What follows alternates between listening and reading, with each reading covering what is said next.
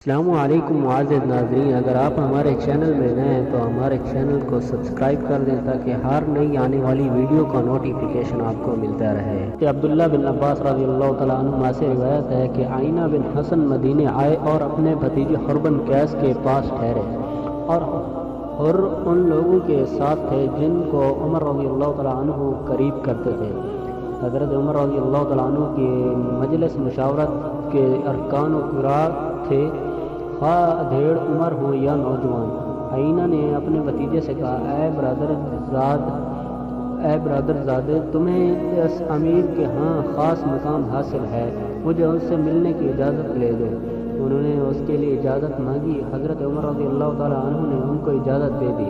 جب وہ اندر داخل ہوئے تو کہنے لگے، اے ابن خطاب، اللہ کی قسم تم ہمیں بڑے عطیات نہیں دیتے اور نہ ہی ہمارے درمیان انصاف سے فیصلہ کرتے ہو۔ حضرت عمر یہ سن کر غضبناک ہو گئے، یہاں تک کہ ان کو سزا دینے کا ارادہ کیا۔ اس پر حر نے ان کو کہا، اے امیر المومنین، اللہ تعالی نے اپنے پیغمبر صلی اللہ علیہ وسلم کو فرمایا، خذ العفو، تم درگزر کو لازم پکڑو اور بھلائی کا حکم دو اور جاہلوں سے اعراض کرو، اور بے شک یہ جاہلوں میں سے ہے۔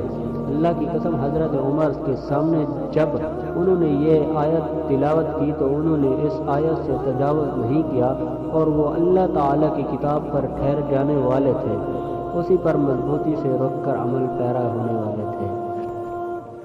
دوسری حدیث یہ ہے کہ حضرت ابو سعید سمرہ بن جندب رضی اللہ تعالیٰ عنہ سے روایت ہے کہ میں رسول صلی اللہ علیہ وسلم کے زمانے میں نوعمر لڑکا تھا، اور میں آپ کی باتیں یاد کر لیتا تھا، مگر ان کو بیان کرنے سے یہ بات روکتی کہ وہاں مجھ سے زیادہ عمر والے لوگ موجود ہوتے تھے۔ دوسری حدیث ہے کہ حضرت انس رضی اللہ تعالیٰ عنہ سے روایت ہے کہ رسول صلی اللہ علیہ وسلم نے فرمایا، جو نوجوان کسی بوڑھے کی اس کے بڑھاپے کی وجہ سے عزت کرتا ہے تو اللہ تعالیٰ اس کے لیے لوگ مقرر کر لیتا ہے جو بڑھاپے میں اس کی عزت کریں۔